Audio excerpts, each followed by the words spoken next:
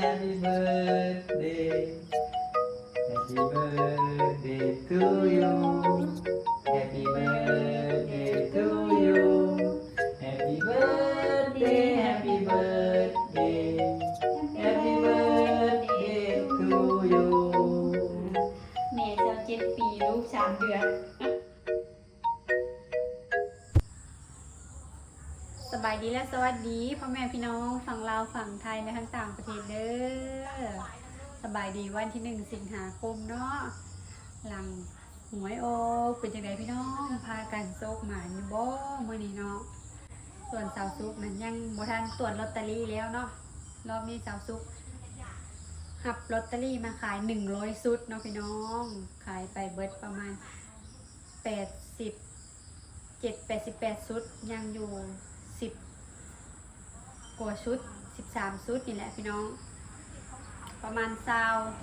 20 กว่าใบ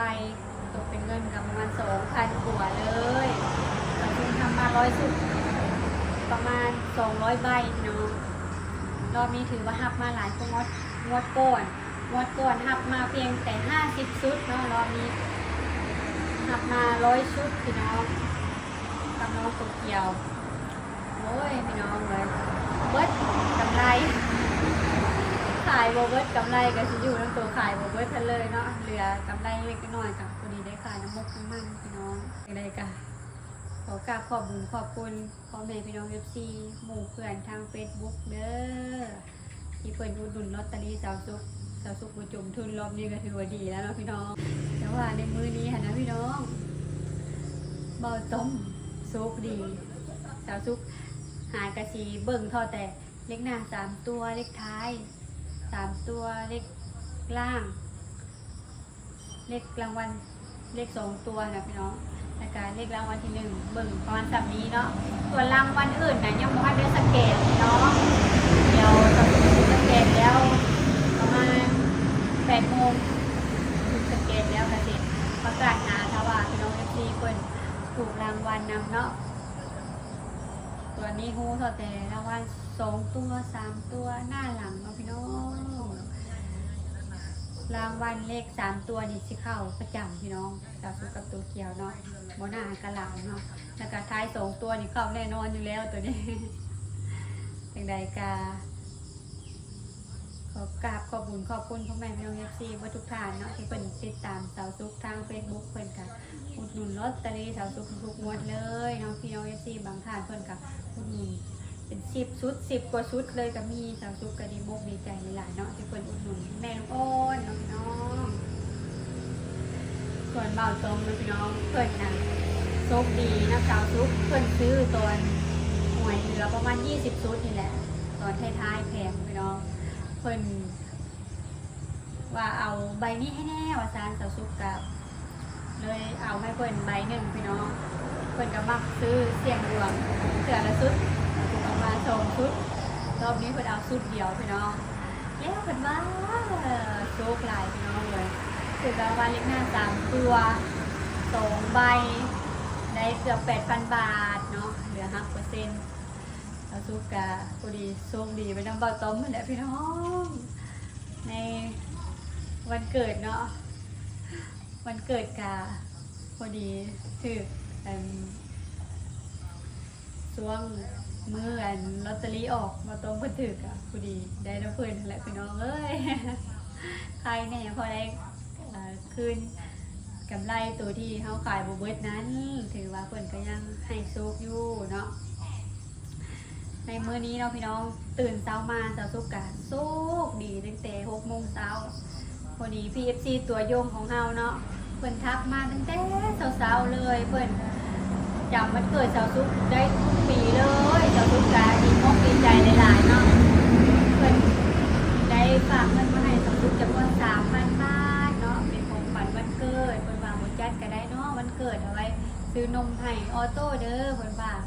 สาวซุกกะดีมกดีใจหลายๆขอกราบขอบคุณขอบคุณ PFC ตัวยงหลายๆเด้อขอให้เพิ่นอยู่ดีมีแห้งอายุมั่นขวัญยืนสุขกายสบายใจ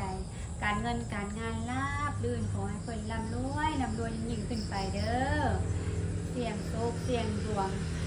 ข ว่าต่อไปขอให้ถึงรางวัลที่ 1เด้อทีกันทีเด้อตามเป็นกำลังใจเพิ่นหลายๆเพิ่นอยู่กับเฮามาตั้งแต่เฮ็ดซองใหม่ๆพี่น้องวันเกิดสาวซุกน้องน้อยโตเกียวเพิ่นก็จำได้เบิดเลยขอกราบขอบคุณครอบครัวหลายๆเนาะที่เพิ่นฮักแพงครอบครัวเฮาตลอดมาสาวซุกก็ได้ฮับแล้วเด้อพี่น้องให้บ่ต้องเพิ่นขึ้นเงินให้อยู่บ้านนาทรายเนาะแล้วก็เห็นเราต้องเพิ่นแอบซื้อเค้กมาได้พี่น้องแต่ทุกเห็นแล้วเป็นเสียงโมมิดกับโอ้ยน้องเป็นเสียงคนพี่น้องเลยอยู่ใกล้ถนนรถใหญ่ขึ้นแหลกไว้แล้วก็น้องตกคืนวันเนาะวันนี้ก็ได้เป่าเค้กน้ำเป่าโต๊ะพี่น้องถึงว่าสิบได้จัดวันเกิดทุกปีแต่เก้า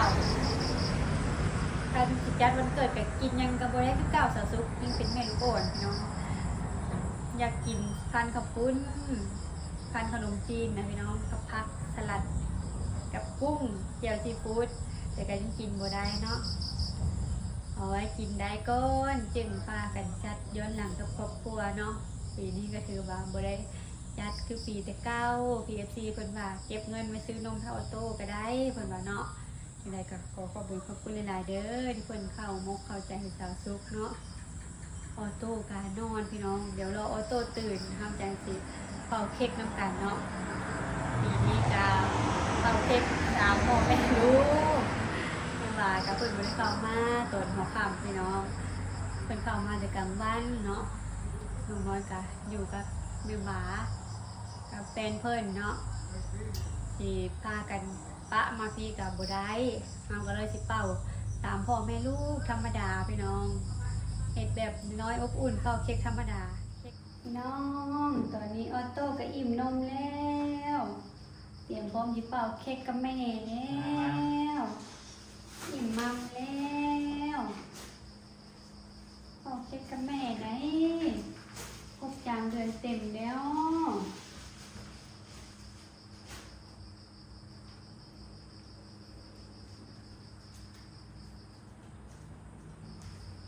สบายดีป้าลุงลูกสบายดีหลานน้อยชื่อออโต้เด้ออีนี่จะเป่าเค้กกับอีแม่มาดูเนาะมันจากแนมกล้องแนมแก้งได้หนิได้แนมเห็นแล้วจะเอ๋พ่ออ้อยจะเอ๋เลยแล้วเด้อน้องอิ่มแล้วกันเลยตอนนี้7 โมงเนาะพี่น้องประมาณ9 โมงเพิ่นนอนหรือว่า3 ทุ่มนอนแล้วก็ตื่นมากินนมประมาณ2 ครั้งหรือ3 ครั้งนี่แหละแล้วก็พอดีแจ้งตอนกลางคืนมาดูมา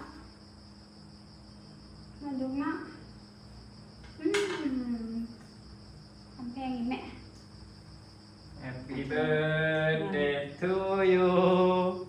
Happy birthday to you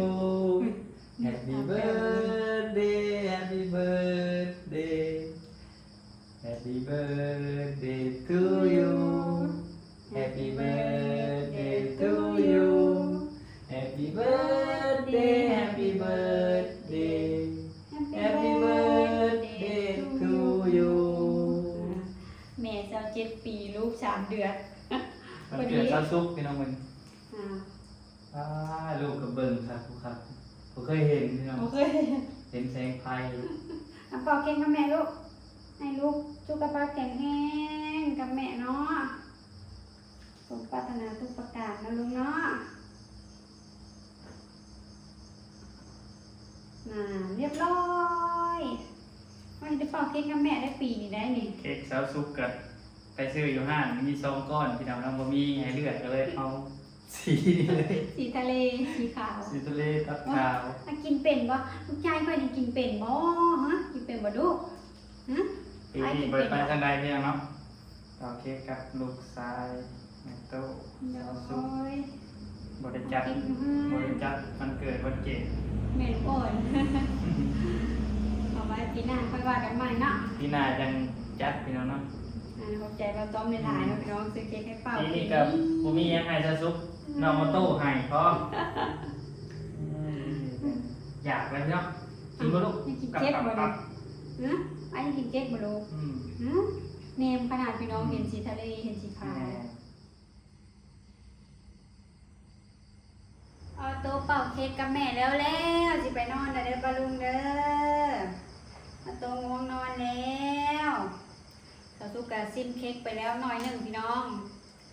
ยันลุกยังนอนแล้วพี่น้องเอ๋ยก็เลยสิกล่อมลูกนอนก่อนพอเพิ่นกะเพราไปอาบน้ำพร้อมสาวสุกเอาลูกเปลี่ยนกัน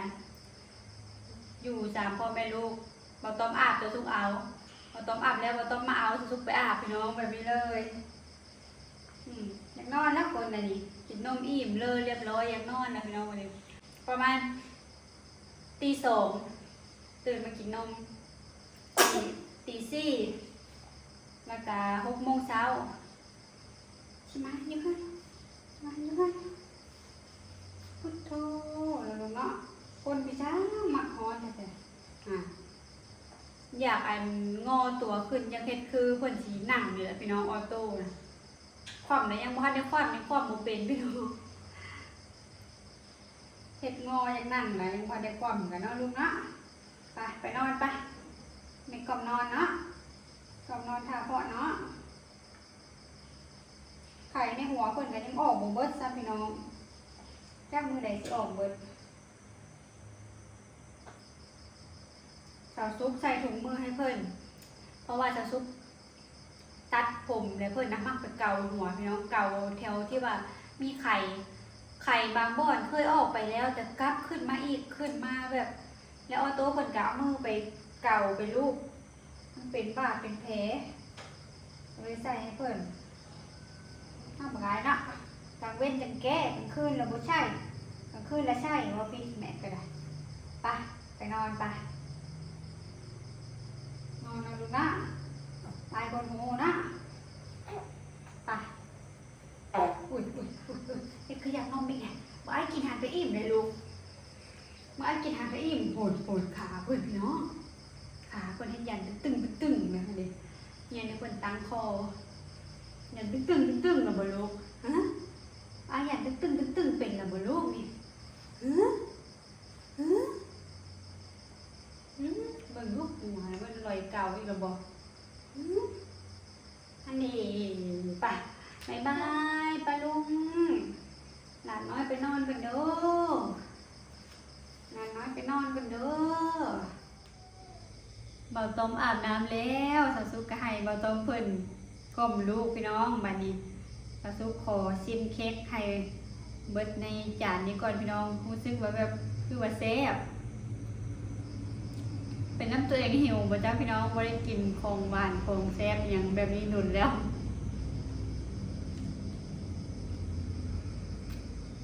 ส่วนเค้กในกล่องนะพี่น้องถือว่าก้อนใหญ่เติบอยู่แต่จุกกะสิตัดแบ่งให้เราต้มประมาณ1 แล้วก็เสียวออกไปให้น้องน้อยกินพี่น้องน้องน้อยกับแฟนเพิ่นแล้วก็แบ่งลูกอาจารย์เฮือนไกลพี่น้องก้อนใหญ่เติบพี่น้องกินได้หลายคนอยู่ถ้าสู้คันซิบ่ได้กินหลาย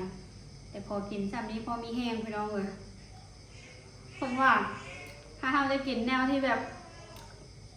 แซ่บและเฮ็ดให้เรามีความสุขน้ำนมกับสิมาดีเพิ่นว่าถ้าเราบ่เครียดหลายเนาะพอกินให้แล้วพี่น้อง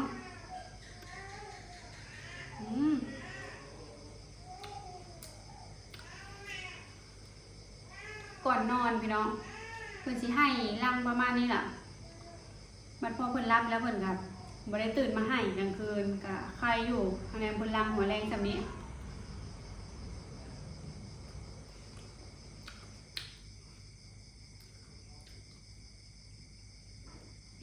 แซ่บอยู่ได้เค้กฮาร์ดเนี่ยบัดต้อมว่ามี2 ก้อนเหลือ2 ก้อนตัวเลือกบ่หลายเพิ่นว่า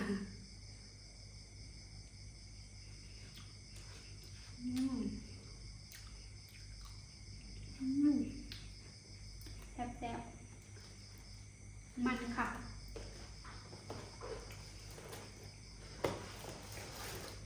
ขนมปัง เพิ่นหอมเซฟ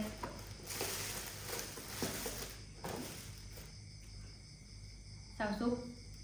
ขอกราบขอบบุญขอบคุณคำอวยพรจากพ่อแม่พี่น้อง FC เบิร์ดสุขุสุกคนเด้อที่ส่งเข้ามาให้สาวซุปตั้งแต่สาวๆเนาะแซดมาทางเฟซเนาะพี่น้องหลายพี่น้องอวยพรเนาะ